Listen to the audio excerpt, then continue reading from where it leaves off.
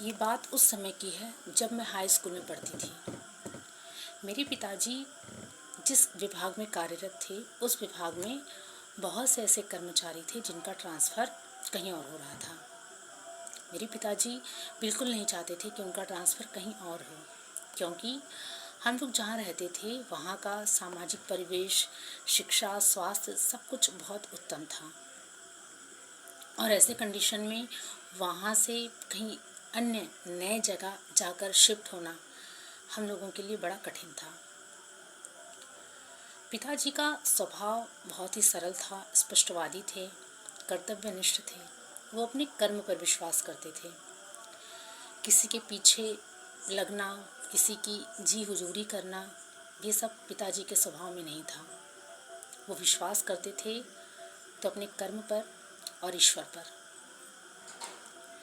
तो ऐसी कंडीशन में उस क्षेत्र के जो लोग थे वो पिताजी को नापसंद करते थे। पिताजी को घमंडी और ना जाने क्या क्या कहते थे, और उन सभी का ऐसा मानना था कि इनको यहाँ से हटा दिया जाए, इनका ट्रांसफ़र हर हाल में हो। और विभाग के कई जो उच्च पदस्थ जो अधिकारी थे, उन्होंने मिलकर ये बिल्कुल डिसाइड कर लिया था कि हर हाल में मेरे पिताजी का ट्रांसफ़र यहाँ से करवा दिया जाए। अब बहुत से कर्मचारियों की लिस्ट बनी जिसमें मेरे पिताजी का भी नाम था, और ये तय हो गया कि अब पिताजी का ट्रांसफ़र निश्चित है। जिस कार्यालय में कर्मचारियों का लिस्ट तैयार किया गया था, उस कार्यालय में मेरे पिताजी के एक मित्र थे जो बाबू के पद पर कार्यरत थे। उन्होंने पिताजी से आकर बताया कि ट्रांसफ़र वालों की जो लिस्ट तैयार की गई है उसमें आपका भी नाम है। पिताजी थोड़े चिंतित हुए, लेकिन उन्हें अपने ईश्वर पर विश्वास था। उन्होंने कहा ठीक है, देखते हैं क्या होता है। इसी बीच पिताजी के एक बहुत ही घनिष्ठ मित्र जो पिताजी से मिलने आए, पिताजी ने उन्हें अपने ट्रांसफ़र वाली बात बताई। तब उन्होंने कहा कि इस विषय में हमें चलकर अपने विभाग के जो सबसे सीनियर अधिकारी हैं उनसे बात करनी चाहिए। हो सकता है वो आपकी बात सुने और आपका काम बन जाए। अब पिताजी और उनके जो मित्र हैं वो दोनों उस विभाग के सबसे सीनियर अधिकारी के पास मिलने गए। तो पिताजी की बातचीत उनसे हुई और उन अधिकारी ने पिताजी से कहा ठीक है, आपकी बात पर मैं सोचूंगा, विचार करूंगा। और इतना कहकर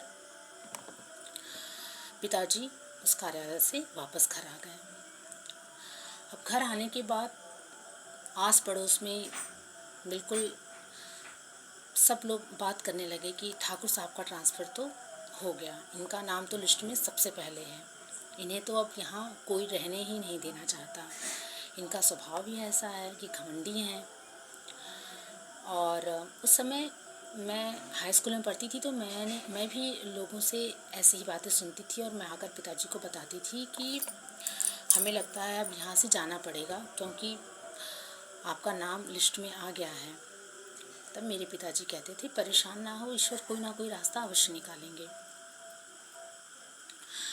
अब जितने भी कर्मचारियों का ट्रांसफ़र हुआ था उन सभी का एप्लीकेशन तैयार होने लगा। हर कर्मचारी के नाम से एप्लीकेशन तैयार होने लगा कि उन कर्मचारी को किन स्थान पर भेजा गया है। पापा के जो ट्रांसफ़र लेटर जो है उनका लेटर भी टाइप हुआ, और जो क्लर्क उस लेटर को टाइप कर रहे थे उन्होंने खुद आकर पापा से बताया कि आपका ट्रांसफ़र हो चुका है, इस स्थान पर हो चुका है, और मैंने ही आपके ट्रांसफ़र लेटर को टाइप किया है। अब 1 सप्ताह के पश्चात आप सभी को ट्रांसफ़र लेटर दे दिया जाएगा और निश्चित रूप से अब आप यहाँ नहीं रह पाएंगे, आपको उस स्थान पर जाकर अपनी नौकरी करनी पड़ेगी। अब पिताजी बहुत ही चिंतित हुए और बहुत ही सोच विचार में पड़ गए। उन्हें समझ में नहीं आ रहा था कि अब क्या करें। 2 दिन बाद पिताजी के फिर वही मित्र पिताजी से मिलने आए और उन्होंने कहा कि अब तो कोई रास्ता ही समझ में नहीं आ रहा है। तुम्हारे ट्रांसफ़र की जो लेटर है वो भी तैयार हो गया है और हम लोगों ने अधिकारी, जो हमारे सीनियर अधिकारी हैं, उनसे ही बात कर ली, लेकिन उन्होंने भी कोई रिस्पॉन्स नहीं दिया। अब अगर तुम्हारी सहायता कोई कर सकता है तो सिर्फ ईश्वर ही कर सकते हैं। हम लोग जिस कॉलोनी में रहते थे वहाँ भोलेनाथ की एक बहुत ही प्राचीन मंदिर था। उन्होंने पिताजी से कहा कि उठो, कुछ सोचो मत, आप महादेव का आश्रय लो, महादेव ही तुम्हारी सहायता कर सकते हैं। पिताजी को कुछ समझ में नहीं आ रहा था क्योंकि उन्हें कहीं से हेल्प की कोई उम्मीद नज़र नहीं आ रही थी और उन्होंने महादेव को स्मरण किया और उनके मंदिर गए। उन्होंने महादेव से उनके मन में जो भी व्यथा था, जो भी उनके मन में उनका जो कष्ट था, व्यथा थी, उनकी जो समस्या थी, सब कुछ उन्होंने भोलेनाथ से कह दिया और उन्होंने भोलेनाथ के सामने हाथ जोड़ा और कहा, हे महादेव, अब आप ही मेरी लाज बचाइए, मेरी इच्छा की पूर्ति आप ही कर सकते हैं, आप ही मेरी सहायता कर सकते हैं।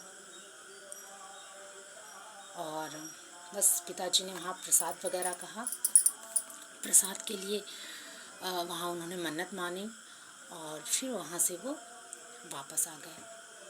और 1 हफ्ते के बाद जब सभी लोगों की ट्रांसफ़र का जो लेटर है सभी कर्मचारियों को मिलने लगा, तो आस पड़ोस के लोग और विशेष रूप से वे लोग जो पिताजी को बिल्कुल भी नापसंद करते थे, वो इस बात का इंतज़ार करने लगे कि इन्हें ट्रांसफ़र लेटर कब मिलेगा। 1 हफ्ता बीता, 15 दिन बीता, सबको ट्रांसफ़र लेटर मिल गया और सब लोग ट्रांसफ़र लेटर लेकर जहाँ जहाँ जिसका ट्रांसफ़र हुआ था वहाँ सभी ने ड्यूटी भी ज्वाइन कर ली।